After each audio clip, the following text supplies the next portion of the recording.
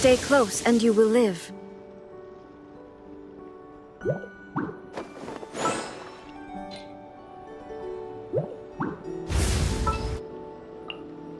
I'm here. Light it up!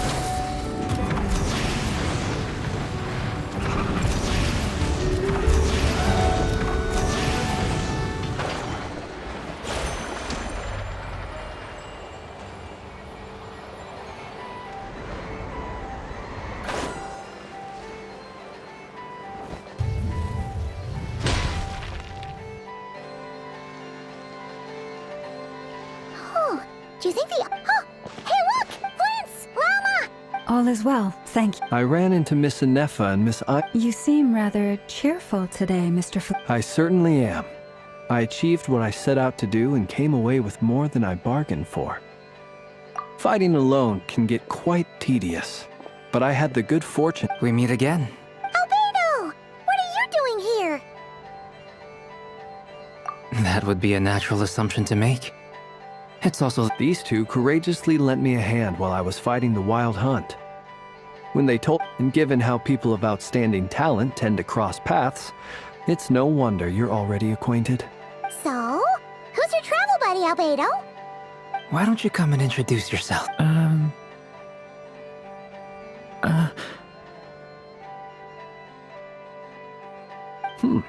A gentleman of few words, I see. And a rather stern countenance. I presumed you were acquainted with him. Is that not the case? It's nice to meet you. Again. We've technically met before. Wait a sec! You're Minnie Durin! That's right. It's me. I'm glad to see you again. By the way, he says it's okay if you drop the mini. Yeah, I'm not as mini as I used to be. Interesting, isn't it?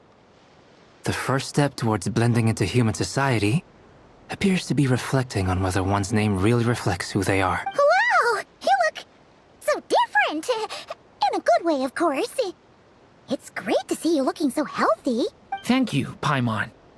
And although you're as mini as ever, I understand that diminutives don't always convey endearment. I'll be sure to simply call you Paimon. Wow! You're such a smooth talker now.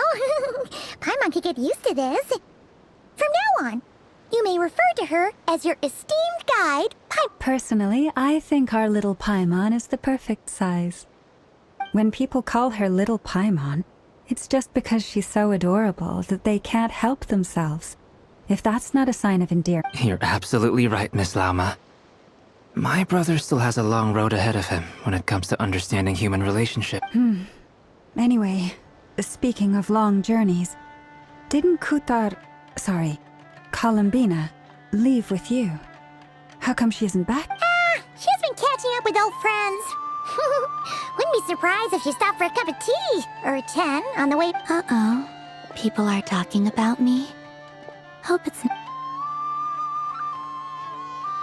Judging from your expressions, I'm guessing it'll... It's getting crowded here. I'll go... No need. This is a job for an alchemist. Thank you for your hospitality, ladies and gentlemen, but I was merely escorting my friends back. I'll be meeting Zendrone shortly, as we still have some things to discuss. It's been... We really appreciate your help. Oh, come on. Spare the formalities. I'm just glad I could help out some true friends. I understand. Well, bye for now, Harlequino.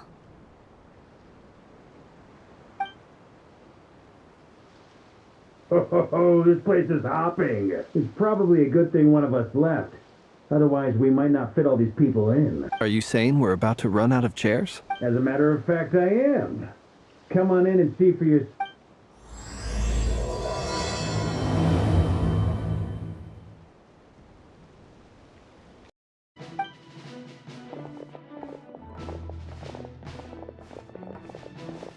I overheard your little chit-chat outside, by the way. With Miss Columbina's colleague gone, we should be back to the original crew plus the other colleagues I brought in. Though, it looks like we have another new face. someone else managed to rope in a colleague too? Frankly, you and Paimon are the only people I know here.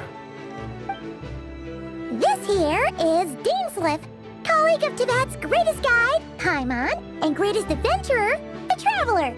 Well, not exactly colleagues, more sort of friends. When someone else jumps in to do the announcing, you know you're speaking to someone important. Let's hear what he has to say.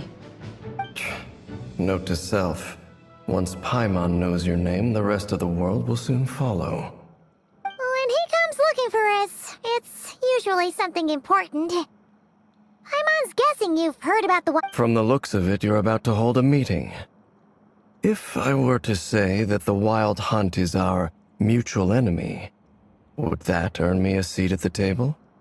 As the saying goes, the enemy of my enemy is my friend. Mr. Dainsliff, there's a seat with you, though I can't promise the same for everyone else. Hey, Albedo, think you can rustle up a couple more chairs? After all this time apart, Grandmaster Varka's first order is to rustle up a couple more chairs. I've missed this. Is he being sarcastic? Hey, he's your brother. Why are you asking us? I've still got a lot to learn about the nuances of human conversation. Trying to decipher Albedo's way of speaking has been like jumping in at the deep end. Oh, good point. Paimon gets you now. Don't sweat it. There are people. I wonder what's taking Nefer so long. Perhaps you should go and check in with her. If anyone can hurry her along, it's you. I just got back from the curatorium. Besides, aren't you curious to see what's taking... Miss Nefer doesn't strike me as the type to share secrets. And since gathering intel is her specialty, I'm guessing she'd prefer to keep her method under such circumstances. Would it not be tactless for me to impose? Oh, but it's fine for me to impose. What can I say? You have an unrivaled ability to garner people's affection, Miss Moonchanter. Besides, you have far more in common with her than I do. All right. Impressive. She barely fought back at all. I admire your powers of persuasion, my friend. As I'm sure Miss Lauma will realize soon enough, the trick in life is to always pitch in with other people's responsibilities so that you can be selective with your own. Another trick is to simply hide in the background. Spoken like a true sage. Anyway, looks like we've got some time to kill before the meeting. Let's take a little breather, folks. And feel free to chat amongst yourselves. We'll get down to business.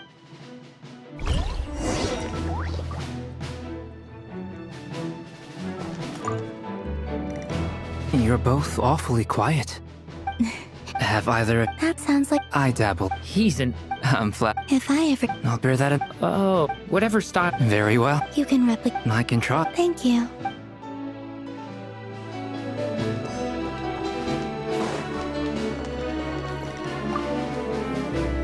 Truth be told, You're not alone. Eat Lua's. come on. Let's just keep it. That goes with... Anyone else in the know? It's dangerous. Then in the... Of course.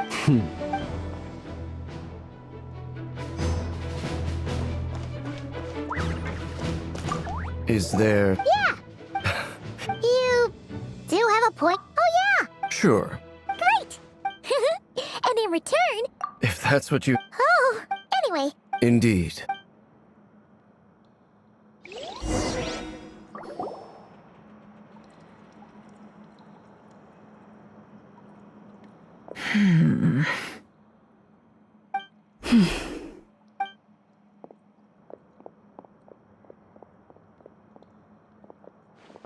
Ah, Miss Nefer. You made it after all. But what about you? I'm here to give you an update on how things are going on our end. Once this is over, I'll be heading straight back to continue my work. I left Yehoda back at the curatorium to watch over things. So much for just this once. Shh. Not so loud. We're on a roll here. What if she remembers and... Did you say something, Mr. I didn't say anything. Right, Flint's? Must have been a frog. They get. Anyway, before we begin, there's a few introductions to make. Let me start by saying that it's an honor to be speaking before so many distinguished colleagues and collaborators. First up, we have Miss Lauma. As Moon Chanter, she's the leader of the Frost Moon Scions, a local religious community in Nodcry. Then there's Miss Nefer, boss of the Curatorium of Secrets, an intel gatherer extraordinaire. Nefer is leading the investigation into Rerer's background, assisted by Yehoda and Lauma. Over here, we have Mr. Flintz, a ratnik and guardian of the abandoned lighthouse. For those of you who've never met, this is Mr. Albedo, a renowned alchemist and captain of the Knights of Favonius investigation team. By his side is a new face for us all, myself included, Mr. Durin, who has come to lend his aid. Next up, we have the Moon Maiden and former Fatui Harbinger, Miss Columbina. Then we have the Traveler, who's earned more titles than I can possibly hope to list out, so I'll spare you the rundown. And Paimon, the ultimate travel... Wow! That's a lot of people. Miss Nefer, it looks like you might have another job coming your way, so, congratulations. You think I haven't got enough on my hands as it is? Who's looking for me now? That would be me, Miss Nefer. I have a commission for you. And you are? Who I am doesn't matter right now. What does matter is that I'd like you to gather more intelligence about the Recher of Solnari. Well, it's not as if we never take on anonymous commissions. But in your case, I'll have to decline. I'm gonna take a wild guess and say your job's probably more hassle than it's worth. Something... It's my eyes, isn't it? Conrian, I assume. And what's with the mask? Are you trying to hide your identity? In any case, the fact that you're even still alive raises an awful lot of questions for me. My name is Dainsleif. And yes, I am from Conria. As I'm sure you're aware, the Recher of Solnari's real name is Rerir. He was once an acquaintance of mine. Really? Then you must have been quite an influential figure yourself. You flatter me, but none of that matters anymore. My point was simply to clarify why I have asked Miss Nefer to investigate Rerir's background. So you're both from Conria, and it sounds like you used to be friends? What am I missing here? Surely you already know how he became one of the Five Sinners. I'll tell you everything I know. The history of Conria, the names and identities of the Five Sinners. I remember it all like it was yesterday. I have never spoken openly of this before. But the truth was exactly as people say. The Five Sinners were each driven by their own desires, and it was by playing upon these that the Abyss tempted them to their fall, tearing Conria apart in the process. The visionary, Vedifenir, who wished to foretell the future. The wise, Haroptatir, who sought limitless knowledge. Gold, Rhindaughter, who desired to create life. The foul, Surtologi, who pursued supreme strength. And last, but not least, Recher of Solnari, Rerir, Ravager of the Moon. Of the five, Rerir is the only one who remains a mystery to me. He never harbored grand ambitions.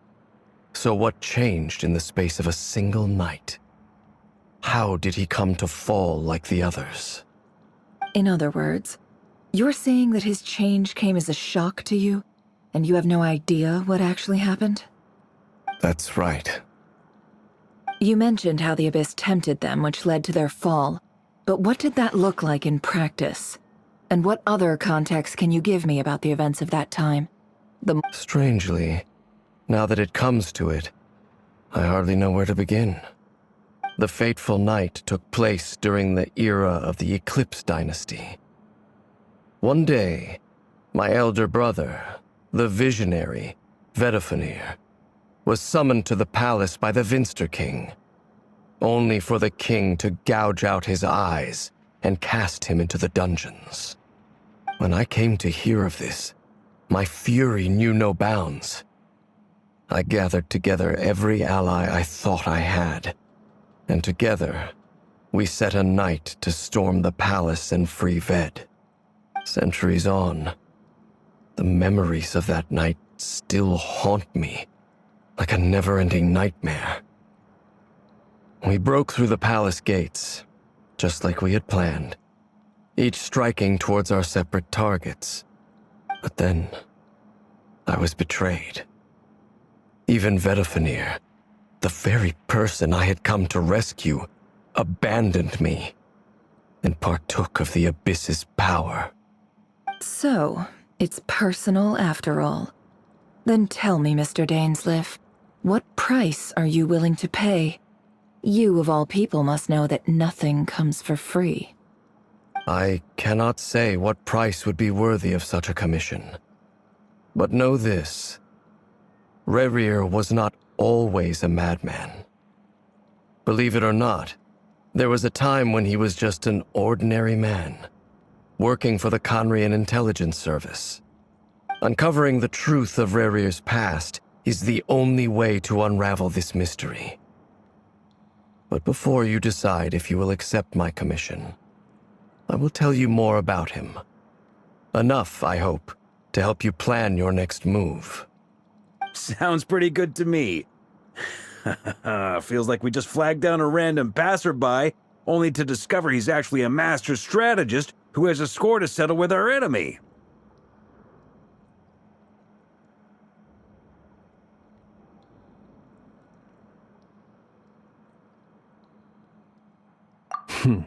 Can I borrow your halo?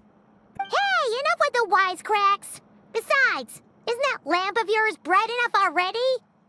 Relax. It was meant to be a compliment. If that was a little over the top for your liking, I'll make sure to tone it down next time. I'll give your proposal some serious thought, Mr. Dainsleif. Before that, there's a few things I'd like to share.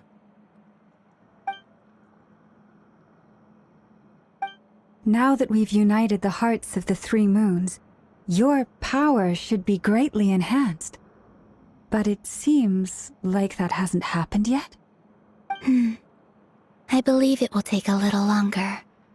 You've done so much for me, so I want to be completely honest with you all. Even though I'm doing a lot better now, the truth is, my recovery will likely be an ongoing process. From the moment I was born, my power has been slowly ebbing away. And that is because Tevat has never accepted me. Even with the moons united as one, it seems my rejection cannot be undone. So far, I have yet to find a solution. It may turn out to be a problem that will plague me until the day I finally leave this place behind. Even so, I will do everything in my power to help you drive out the Re'hir of Solnari. As Arlecchino put it, this is not about chasing the spoils of victory. It's just a gesture of heartfelt gratitude. Kutar. Defeating the Re'hir of Solnari will be no easy task. While my strength slowly recovers, we'll also need to gather... Naturally. We should take all the help we can get if we hope... We've considered several viable plans now, but our choice hinges on the answers to a few key questions. Is it even possible to kill Rerir? What experiences shaped the person or monster he became? And what's he really after? Given Albedo's expertise in alchemy, I think we should leave him to try and answer the first of these questions. Understood. As for the other two, I'm afraid we'll have to count on you again, Miss Nefer. Believe me when I say it's not my wish to burden you. But right now, relying on your skills is our only option. So you're placing all your hopes on me, huh? We can't thank you enough for agreeing to help us. Honestly, I can hardly believe how lucky we are. You sure have a talent for changing your tune, Miss Moonchanter. Timid like Yehoda one moment, then flinches insincere flattery the next. Ladies, please. I must object to your portrayal of me. That's all. Feel free to keep bickering. Just pretend I'm not here. I almost don't want to leave this room. I'm curious to see how this... I have faith in you, Miss Nefer. Something tells me you'll stand by us until the... Oh? And what makes you so sure of that? What if I suddenly decide that my compensation is insufficient? This isn't about the money. I can sense that you've got a deep-seated distaste for Rerir. And knowing you, that alone is motive enough. Look at them getting along so well. Like two peas in a pod. And I'm the one they accuse of insincere flattery. There is no justice. Miss Lauma, you have to understand something. Unlike you, I don't actually enjoy having everyone's hopes on my shoulders. Is that right? Well, maybe the fact that I'm willing to put my hopes in other people says more about me than you. But the fact is, I also trust you. And that's because I know that you're someone we can count on. Anyway, Mr. Dainsleif, let's talk. And Traveler, once we're finished, if you've nothing else planned, I'd like you to come with me. This whole experience is teaching me a lot. For instance, I now know that when other issues come up in the future, I'll have far more luck getting Lauma to convince Miss Nefer than trying to do it myself. Hate to say it, friend, but that's one of the funniest things I've... Why? You think I've got it wrong? Quite the opposite. But what makes it so hilarious is how long it's taken you to realize.